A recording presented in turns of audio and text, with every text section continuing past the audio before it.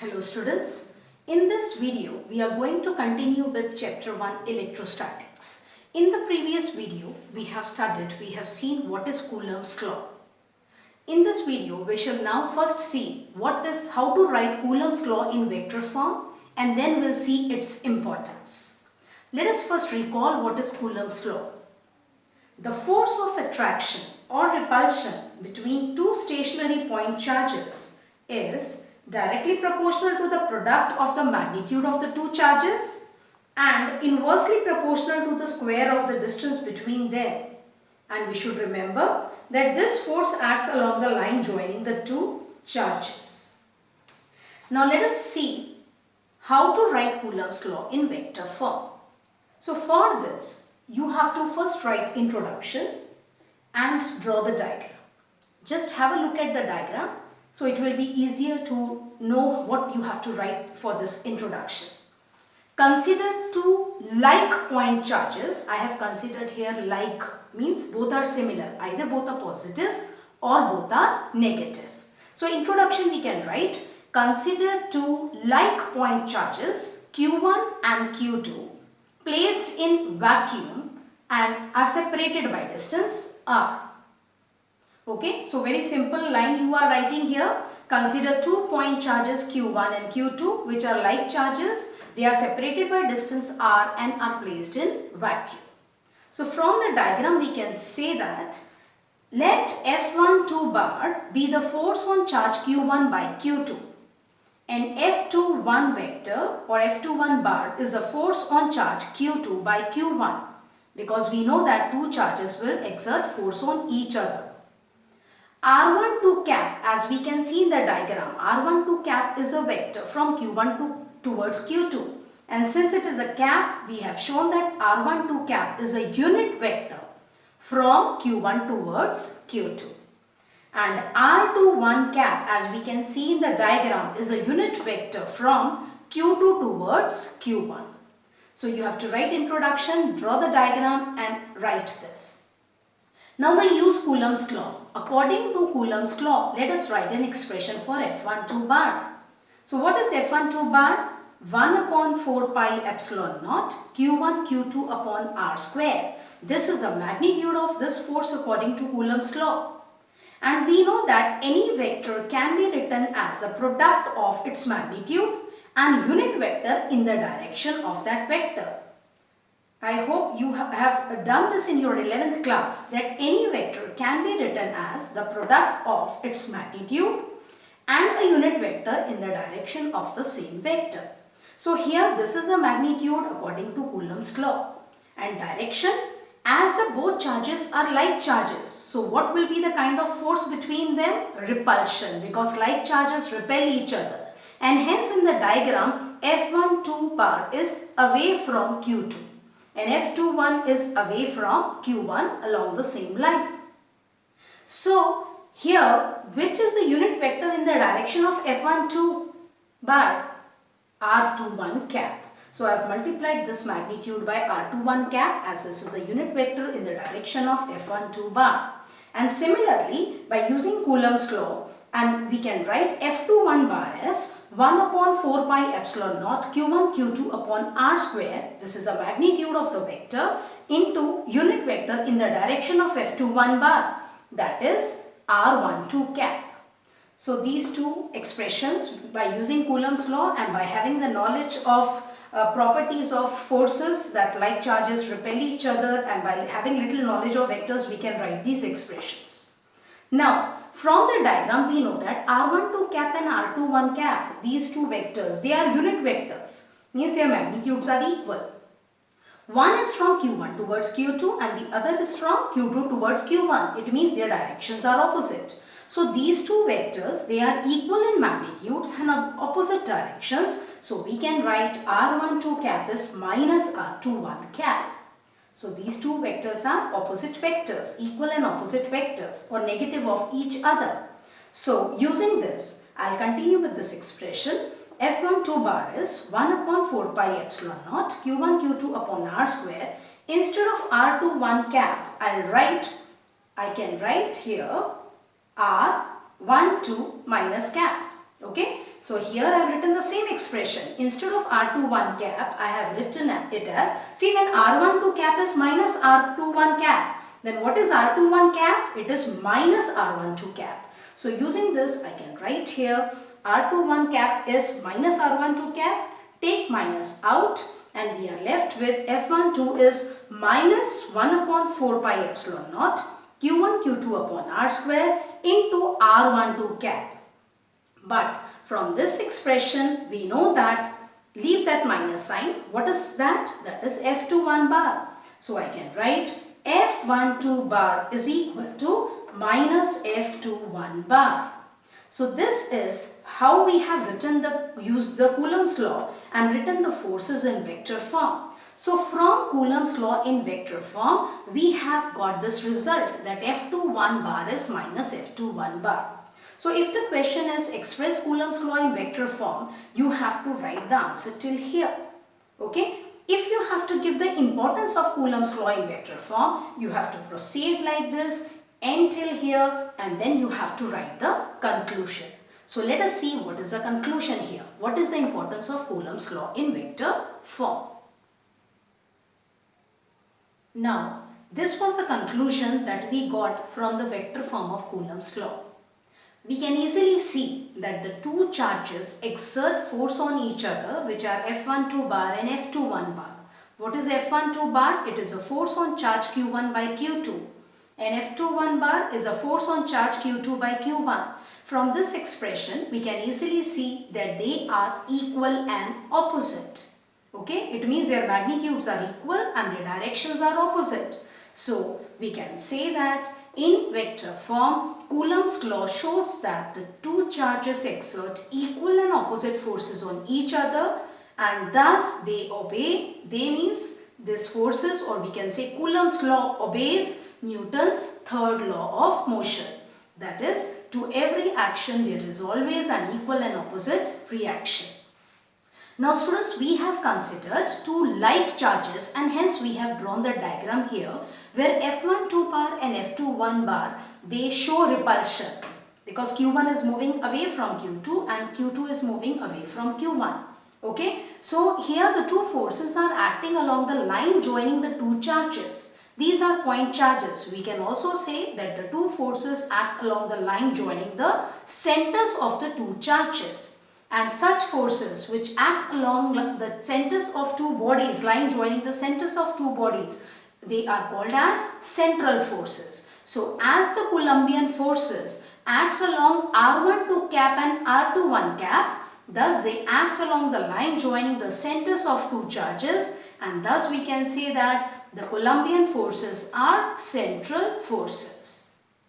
So from the first 2 points we get from the vector form, we can write these two very important points under the importance of Coulomb's law in vector form, that we can show that they obey, Coulomb's law obeys Newton's third law of motion and also that the Coulombian forces are central forces. Okay. Now the third point which I have written is, I have written here, I have not written the complete sentence, but what I want to say here is, even for unlike charges, the vector form is valid. Which vector form? Vector form of Coulomb's law is valid for unlike charges also. Now in that case, the charges are like.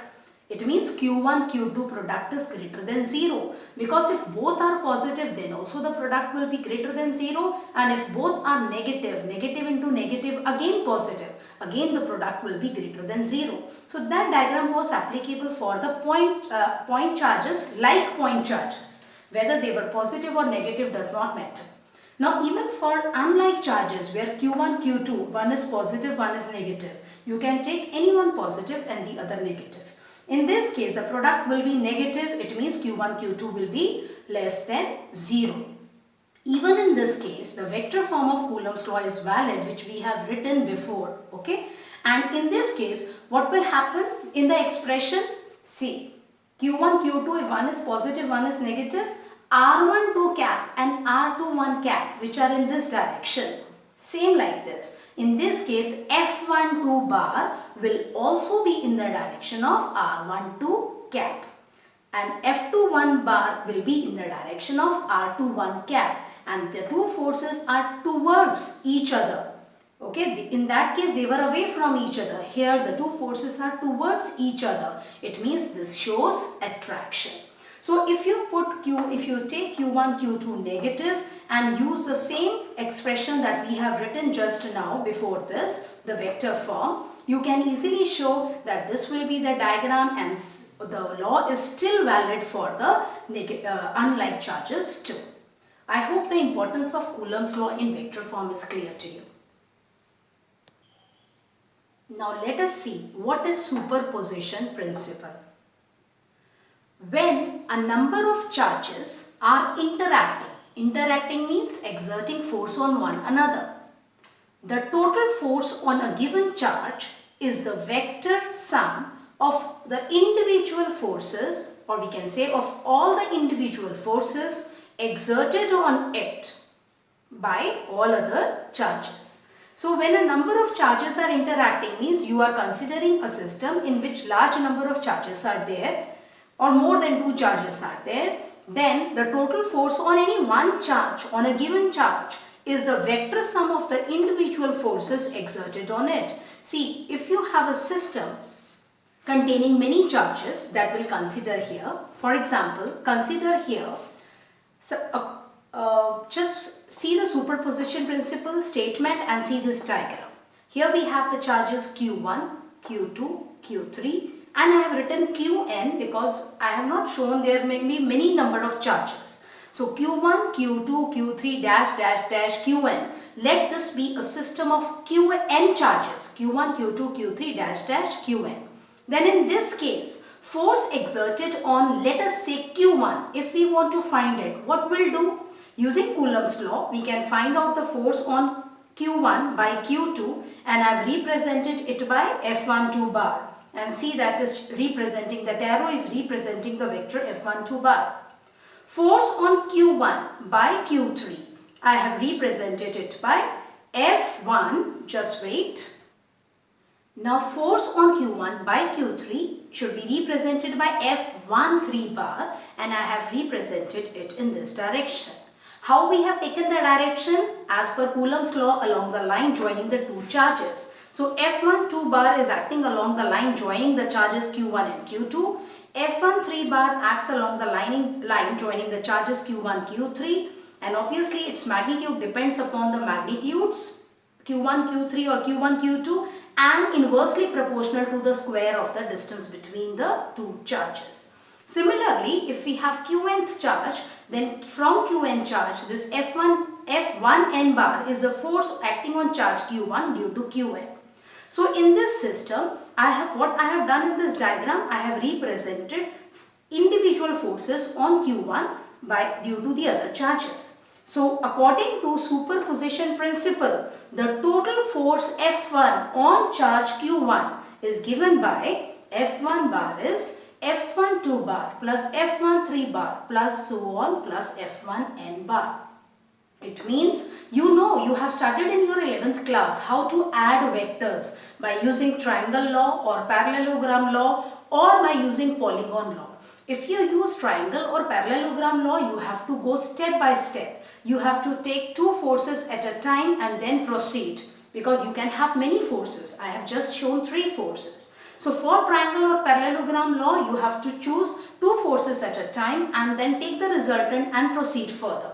But if you want to do it quickly, we can use polygon law of vector addition and get the resultant of all the given vectors. So here, according to superposition principle, when a number of charges are interacting, the total force on a given charge is the vector sum of the individual forces exerted on it. And the individual forces are not affected by the presence of other charges. It means F12 bar is not affected by Q3 or Qn or Q4 so on. F13 bar is only because of Q1, Q3 and the separation between them. It is not affected by Q2, Q4, Qn so on. So the individual charges are not affected by the presence of other charges. So here we have considered endpoint charges in vacuum in a discrete manner. Then according to superposition principle, we can show that the net force is the vector sum of the individual forces exerted on the charge by all the other individual charges.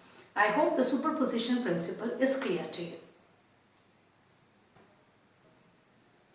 Students, you must have heard this term in your 10th class. You have read this term in your 10th class, electric field. Okay, so electric field, let us see the definition which you have studied in your 10th class. Electric field due to a charge, this field is always due to a charge, is the space around the charge in which its electrical force can be felt by other charges. Now what is electric field? We have just seen in this chapter that if any charge is there, if we bring another charged body close to it, it will experience, there will be a force of attraction or repulsion between the two charges. Okay, so it means when a charge is present, space around the charge is modified. It is changed. In that case, when a charge is present, if any other charge is brought close to it, in the space around it, it is going to experience the influence. Which influence? Electrical influence. It means electrical force, which will depend whether the two charges are like or unlike. It will be either attractive or repulsive. So electric field is nothing. It is the space around the charged body or charge in which its electrical force or influence can be felt, and obviously this will be felt by other charged bodies or charges only. So this definition is the qualitative definition of electric field. You have only heard or read this qualitative definition of electric field, but in your 12th class you will see that electric field is not only having qualitative definition, but it is a measurable quantity, it is a physical quantity which has magnitude as well as direction, and also it is a vector. So it has a direction means it is a vector quantity, it has a units. Let us see the quantitative definition of electric field now. Suppose, students, if a charge is there, let us consider this diagram.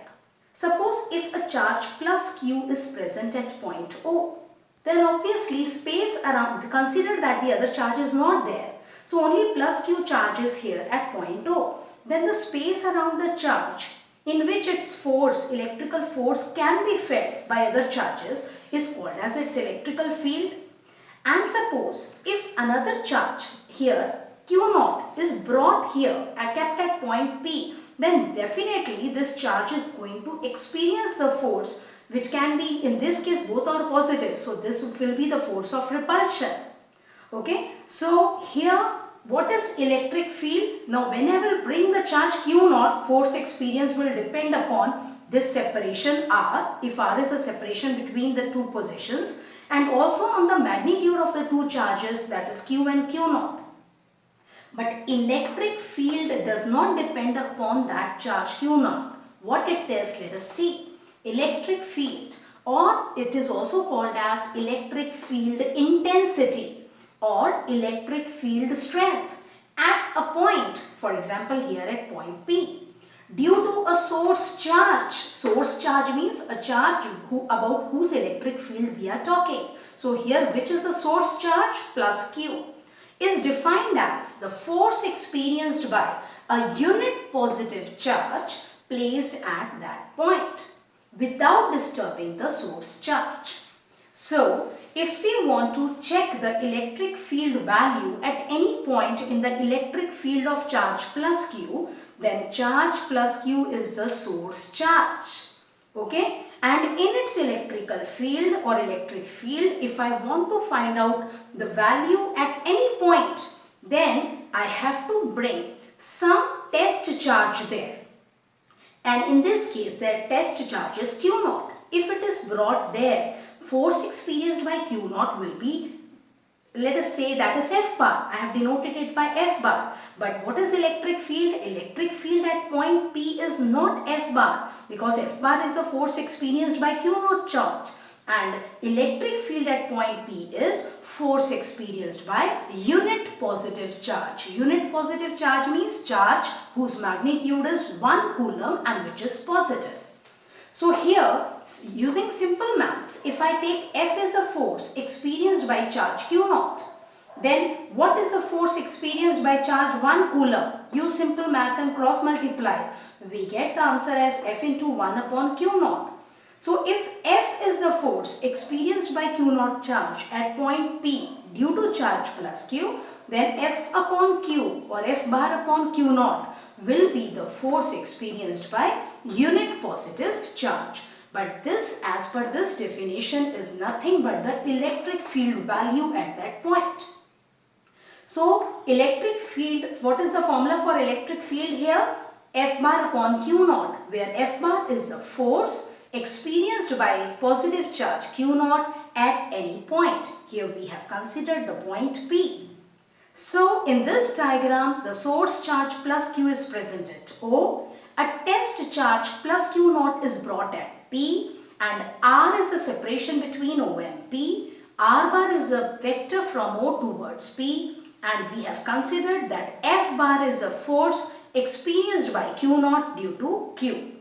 Then F bar upon Q naught will be the force experienced by unit positive charge, and by definition it is electric field or electric field intensity or electric field strength at point P, and this is denoted by capital letter E, and as it is a vector, so E bar is F bar upon Q naught.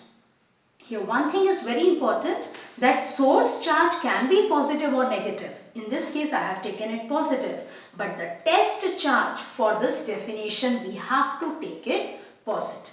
Okay, for the definition of electric field intensity, even for the direction, we have to choose unit positive charge, and hence in this expression or in this diagram Q naught should be positive always. So what is the electric field intensity? I hope you have understood. And what is the SI unit? That we can get it from the formula.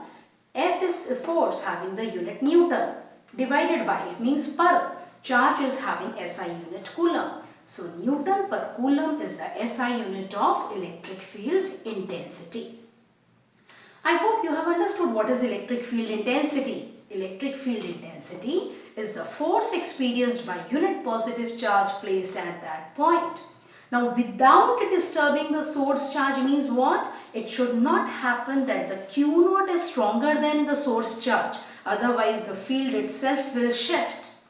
Then the field of Q naught will be more dominating. So here source charge should be having larger magnitude than the test charge, or test charge should be very small. Magnitude should be very small compared to the source charge magnitude. Now let us see how to find electric field due to a point charge. This expression we have written by basic definition. We have got this formula. Now let us use the Coulomb's law in this formula and get one more expression for electric field value. Now for this again I have considered the same diagram. Consider a point charge plus Q in vacuum at point O. Okay. So to find electric field value at point P at distance r from it, what we have to consider? A small positive charge Q naught placed at point P. So according to Coulomb's law, now here we'll use the Coulomb's law and find force on Q naught, which is represented by F bar here. So F bar is, use the Coulomb's law, 1 upon 4 pi epsilon naught into Q naught, the magnitudes of the two charges, Q into Q naught, divided by square of the separation between them. That is, if R is a separation, it will be divided by R square. What is the direction? As I have put arrow here, I have to write the direction also. So the direction is along OP. Okay, along OP. Now, electric field at point EP is what? This is a force experienced by Q naught. What is electric field at point P? It is F bar upon Q naught. So F bar upon Q naught. Put this expression of F bar in this formula. Then Q naught gets cancelled and we are left with E bar is equal to 1 upon 4 pi epsilon naught Q upon R square along OP. Now instead of along OP, if R bar is a vector from O towards P, we can write E bar is equal to 1 upon 4 pi epsilon naught Q upon R square into R cap, where R cap is a unit vector from O towards P. Okay, so I hope you have understood the qualitative definition of electric field, the quantitative definition of electric field. You can write an expression for it, you know the units for it, and you can derive an expression for electric field due to a point charge by using Coulomb's law. Remember, source charge is always smaller than the test charge. Test charge should always be smaller than the source charge. Okay, and test charge should always be positive. So students, we have got this expression that E bar is 1 upon 4 pi epsilon naught Q upon R square into R cap, where E bar is the electric field value at distance R from a source charge Q, and R cap is, we can say now, is a unit vector or the direction in which the unit positive charge would move if free to do so. Okay, because by definition this is a force experienced by unit positive charge. So R cap is a unit vector along OP we have seen, but we should remember it gives us a direction in which the unit positive charge would move if placed at that point P. So from this, Q is constant, source charge is constant, this term is constant, so we can say E is inversely proportional to R square.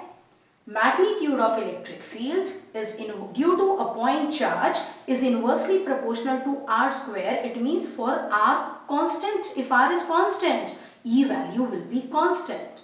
So if I consider my source charge at plus Q and I consider a sphere around it having some radius R, let us say having some radius R, then at all points on the surface of the sphere, all points are equidistant from plus Q. They are lying at distance small r from it.